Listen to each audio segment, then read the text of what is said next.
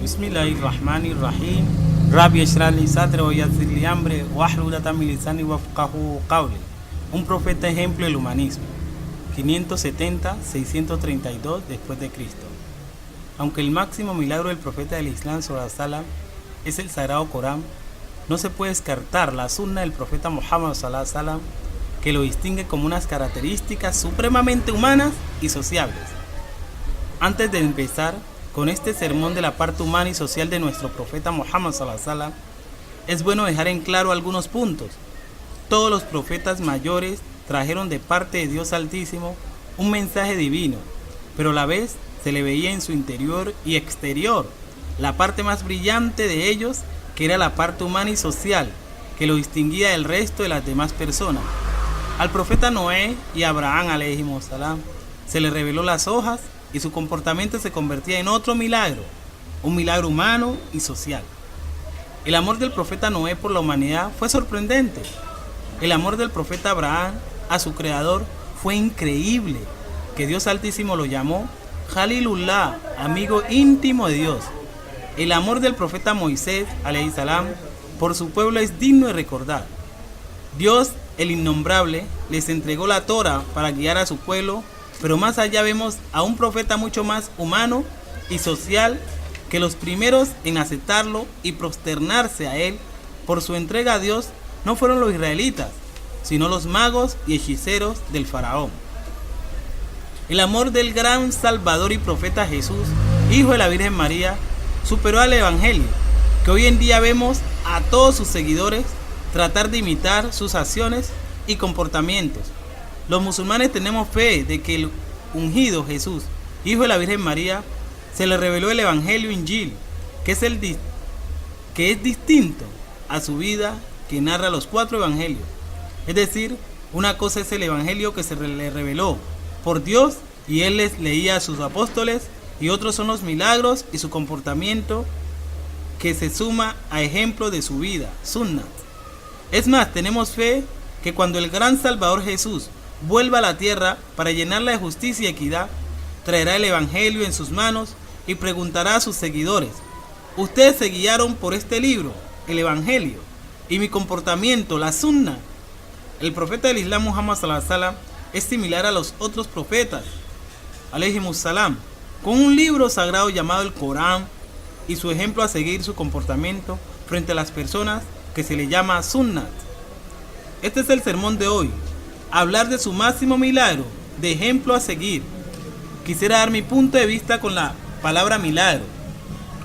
En un diccionario usted puede leer milagro, hecho sobrenatural, debido al poder divino, suceso maravilloso. El profeta Adán, su milagro fue nacer sin padre y sin madre. El profeta Noé, construir un arca que salvó todas las especies de la tierra. El profeta Abraham, el milagro fue el fuego que fue lanzado y se le convirtió en un jardín fresco y saludable. El Salvador Jesús, alayhi salam, nacer sin padre, hablar en el vientre de su madre, hablar en la cuna, curar leproso y mucho más. El profeta del Islam, habérsele revelado el sagrado Corán, que ningún ser humano pudo cambiar ni una letra. Mi pregunta es la siguiente: ¿estos milagros certifican el poder de Dios o de los profetas enviados?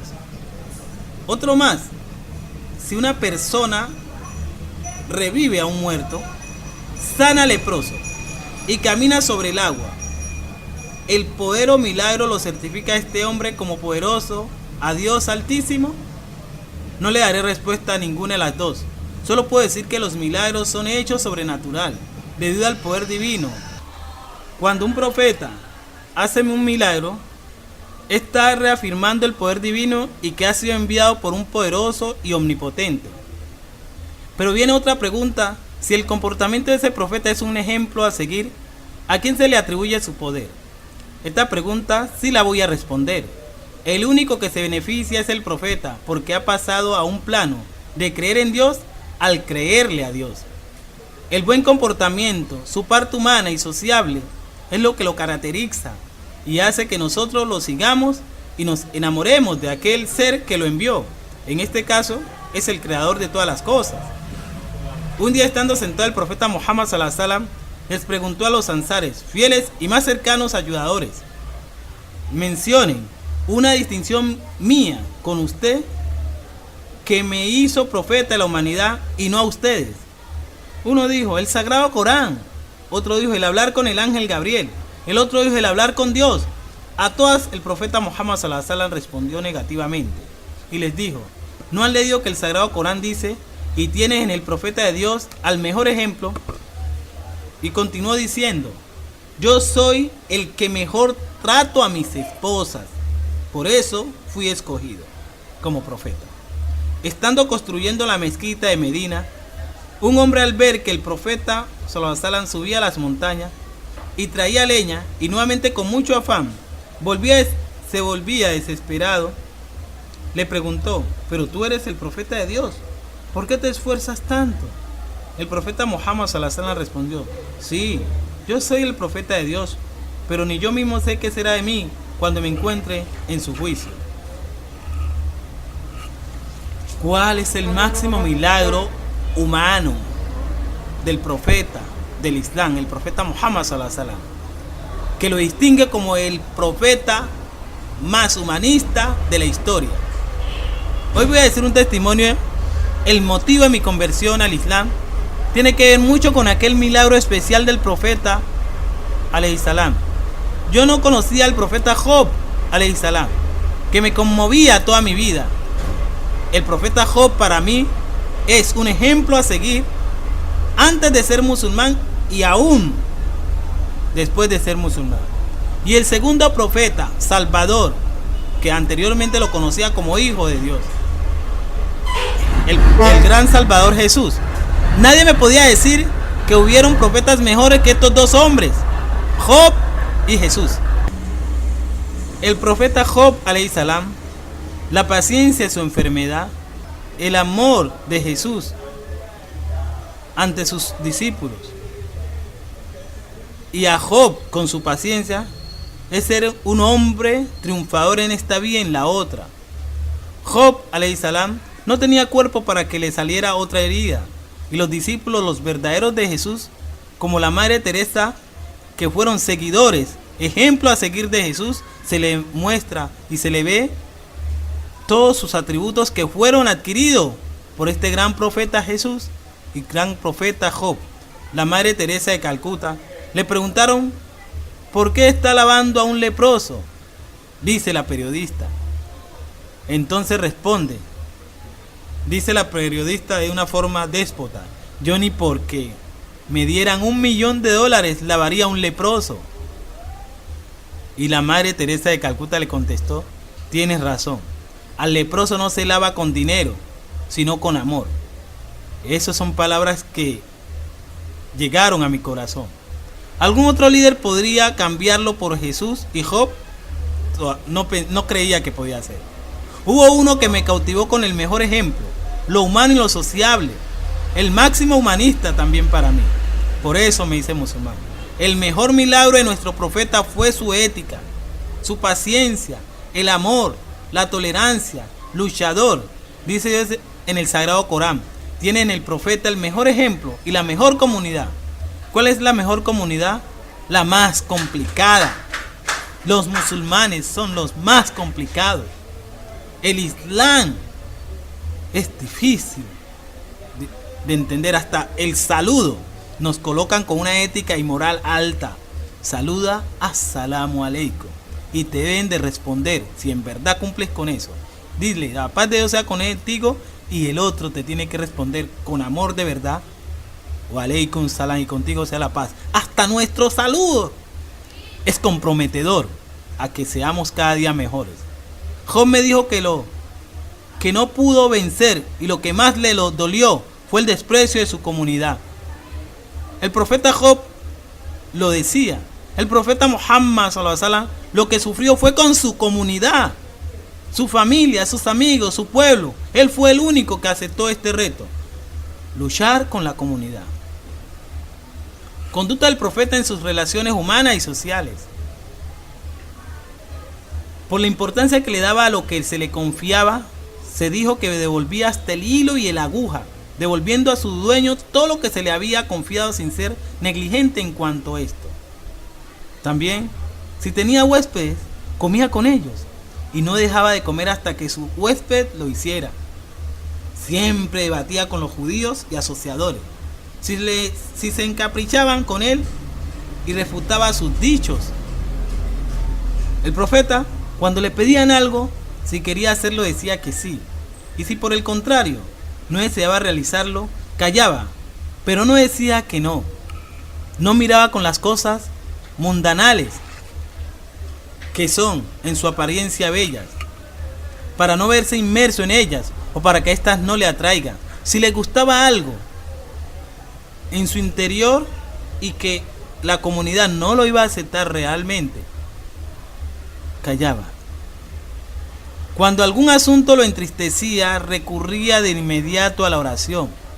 Y le gustaba la oración, y le gustaba la soledad, pero para recordar a Dios, pensar, reflexionar y analizar sus asuntos y luego volver a la comunidad. No que vivía como un ermitaño, no, sino para cobrar energía, recuperar energía, recordando a Dios, pensando, reflexionar y analizar. Así se enfrentaba con su comunidad. El profeta Muhammad sallallahu alaihi wasallam arreglaba sus zapatos, remendaba su ropa, abría la puerta y molía con su sirviente si éste estaba cansado. El profeta servía a su familia, ayudando a sus esposas, cada momento, en cada instante, no a una, a sus esposas. No miraba fijamente a la cara de nadie, para no incomodarlos. No miraba fijamente a la cara de nadie. Algunos dirán, ¿pero por qué? Bueno, voy a hacer así, no voy a mirar a nadie. No, es que tenemos que tener las cualidades de nuestro profeta. ¿Por qué lo hacía?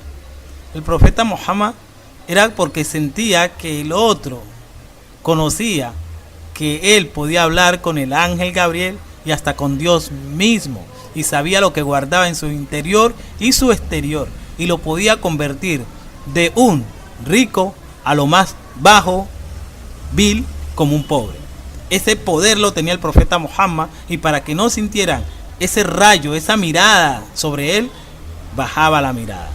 No era su conducta que cada vez que alguien se sentaba ante él, mientras rezaba, reducía su rezo y le preguntaba, ¿tienes alguna necesidad? Siempre le estaba preguntando a las personas, ¿tienes alguna necesidad? Porque sabía, veía lo que sentían los demás. El profeta Muhammad, ante la complacencia o la ira, no decía más que la verdad.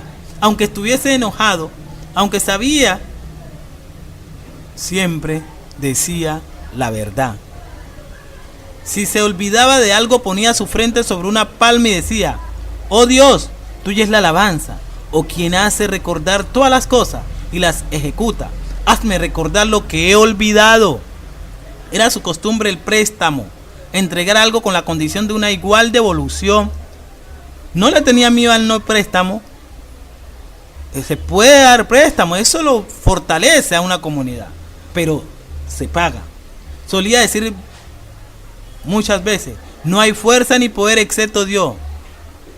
Entre sus costumbres existía el enterrar los cabellos, las uñas y la sangre. Solía perfumarse con todo tipo de perfume que se le presentaba, entre ellos el musk.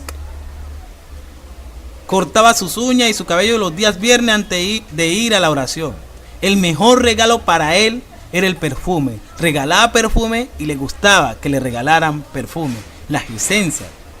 Dijo, las mezquitas son el lugar de reunión de los profetas, y era su costumbre, si entraba en la mezquita, dirigirse hacia la Qibla. Esas son costumbres hermosas del profeta Muhammad que nos enseñó. Y eso es la costumbre de los musulmanes, que impacta a un musulmán.